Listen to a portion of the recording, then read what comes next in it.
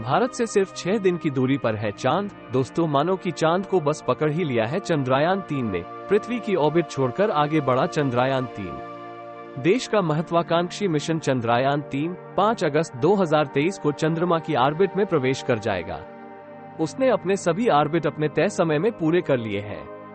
दोस्तों, आगे बढ़ने से पहले कृपया आप हमारे चैनल को सब्सक्राइब कीजिए ताकि हम और ऐसी जानकारी वाली वीडियो आपके लिए ला सके। भारतीय अंतरिक्ष अनुसंधान संगठन इसरो के मिशन चंद्रयान 3 ने अपनी सफलता का एक चरण और पूरा कर लिया है। उसने पृथ्वी की ऑर्बिट के सभी चक्कर अपने तय समय में पूरे कर लिए हैं और अब इसरो ने उसको चंद्रमा के रास्ते की तरफ इजेक्ट कर दिया है। अगर सब कुछ ठीक रहा तो 5 अगस्त 2023 तक ये यान चंद्रमा की ऑर्बिट में प्रवेश कर जाएगा। इसरो ने देर रात किए गए अपने एक ट्वीट में बताया कि उन्होंने तय समय पर इंजन को पृथ्वी की ऑर्बिट से इजेक्ट करने के लिए ऑन किया और उसको पर्याप्त एक्सीलरेशन देकर चांद की तरफ जाने वाले रास्ते पर भेज दिया। चांद की तरफ चंद्रयान 3 236 किलोमीटर दूर इंजन कुछ देर के लिए चालू होगा। स्पीड 40,270 किलोमीटर प्रति घंटा से ज्यादा हो जाएगी। इसरो के वैज्ञानिक चंद्रयान 3 को पृथ्वी की ऑर्बिट से चांद की तरफ भेजेंगे। इंजन को एक ऑर्बिट से दूसरी ऑर्बिट में भेजने के लिए स्पीड देने की इस प्रक्रिया को वैज्ञानिक भाषा में इसे ट्रांसल्यूनर इंजेक्शन (TLI) कहा जाता है। चंद्रयान अभी ऐसी अंडाकार कक्षा में घूम रहा है जिसकी पृथ्वी से सबसे कम दूरी 236 किलोमीटर और सबसे ज्यादा दूरी 1,27,609 किलोमीटर है। 5 अगस्त को ये चंद्रमा की ऑर्बिट में पहुंचेगा और 23 अगस्त को चंद्रमा पर लैंड करेगा। ट्रांसल्यूनर इंजेक्शन के लिए बेंगलुरु में मौजूद इसरो के हेडक्वार्टर से वैज्ञानिक चंद्रयान का इंजन कुछ देर के लिए चालू करेंगे। इंजन फायरिंग तब की जाएगी जब चंद्रयान पृथ्वी से 236 किलोमीटर की दूरी पर होगा। ट्रांसल्यूनर इंजेक्शन के लिए चंद्रयान की स्पीड पृथ्वी की एस्केप वेलोसिटी से ज्यादा होनी चाहिए। पृथ्वी की एस्केप वेलोसिटी 40,270 किलोमीटर प्रति घंटा है। इस प्रोसेस को इसरो की टेलीमेट्री, ट्रैकिंग और कमांड नेटवर्क इकाई अंजाम देती है। इसरो ने अपने ट्वीट में कहा कि हमारा अगला स्टॉप चंद्रमा है। उन्होंने कहा कि हम 5 अगस्त को पहुंचेंगे। चंद्रयान 3 में लैंडर, रोवर और प्रोपल्शन मॉड्यूल है। लैंडर और रोवर चांद के साउथ पोल पर उतरेंगे और 14 दिन तक वहां प्रयोग करेंगे। प्रोपल्शन मॉड्यूल चंद्रमा की कक्षा में रहकर धरती से आने वाले रेडिएशंस का अध्ययन करेगा। इस मिशन के जरिए इसरो पता लगाएगा कि चांद की सतह पर कैसे भूकंप आते हैं। ये चंद्रमा की मिट्टी का अध्ययन भी करेगा। दोस्तों, आपको अब चंद्रयान मिशन से जुड़े 4 जरूरी सवालों के जवाब के बारे में बताते हैं। 1 नंबर पर है, इस मिशन से भारत को क्या हासिल होगा? आपको ये बता दें कि इसरो के एक्स साइंटिस्ट कहते हैं कि इस मिशन के जरिए भारत दुनिया को बताना चाहता है कि उसके पास चांद पर सॉफ्ट लैंडिंग करने और रोवर को वहां चलाने की काबिलियत है।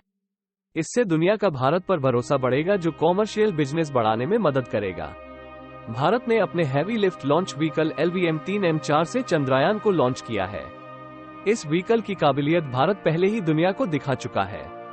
बीते दिनों अमेजन के फाउंडर जेफ बेजोस की कंपनी ब्लू ओरिजिन ने इसरो के LVM-3 रॉकेट के इस्तेमाल में अपना इंटरेस्ट दिखाया था। ब्लू ओरिजिन LVM-3 का इस्तेमाल कॉमर्शियल और टूरिज्म पर्पस के लिए करना चाहता है।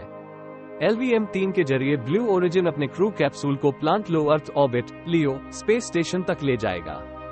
2 नंबर पर है, साउथ पोल पर ही मिशन क्यों भेजा गया? दरअसल चंद्रमा के पोलर रीजन दूसरे रीजन से काफी अलग है। यहाँ कई हिस्से ऐसे हैं जहाँ सूरज की रोशनी कभी नहीं पहुँचती और तापमान -200 डिग्री सेल्सियस से नीचे तक चला जाता है। ऐसे में वैज्ञानिकों का अनुमान है कि यहाँ बर्फ के फॉर्म में अभी भी पानी मौजूद हो सकता है। भारत के 2008 के चंद्रयान 1 मिशन ने चंद्रमा की सतह पर पानी की मौजूदगी का संकेत दिया था। इस मिशन की लैंडिंग साइट चंद्रयान 2 जैसी ही है, चंद्रमा के दक्षिणी ध्रुव के पास 70 डिग्री अक्षांश पर, लेकिन इस बार एरिया बढ़ाया गया है। चंद्रयान 2 में landing site 500 metre x 500 metre थी। अब landing site 4 kilometre by 2.5 kilometre है।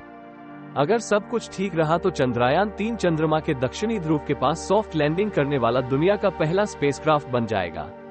चंद्रमा पर उतरने वाले पिछले सभी स्पेसक्राफ्ट भूमध्य रेखीय क्षेत्र में चंद्र भूमध्य रेखा के उत्तर या दक्षिण में कुछ डिग्री अक्षांश पर उतरे हैं। 3 नंबर पर है, इस बार लैंडर में 5 की जगह 4 इंजन क्यों? आपको ये बता दें कि इस बार लैंडर में चारों कोनों पर लगे 4 इंजन थरस्टर तो हैं, लेकिन पिछली बार बीचों बीच लगा 5वां इंजन हटा दिया गया है। फाइनल लैंडिंग 2 इंजन की मदद से ही होगी, ताकि 2 इंजन आपातकालीन स्थिति में काम कर सके। चंद्रयान 2 मिशन में आखिरी समय में 5वां इंजन जोड़ा गया था। इंजन इसलिए हटाया गया है ताकि ज्यादा फ्यूल साथ ले जाया जा सके। 4 नंबर पर है 14 दिन का ही मिशन क्यों? इसरो के एक्स वैज्ञानिक ने बताया कि चंद्रमा पर 14 दिन तक रात और 14 दिन तक उजाला रहता है। जब यहाँ रात होती है तो तापमान -100 डिग्री सेल्सियस से भी कम हो जाता है।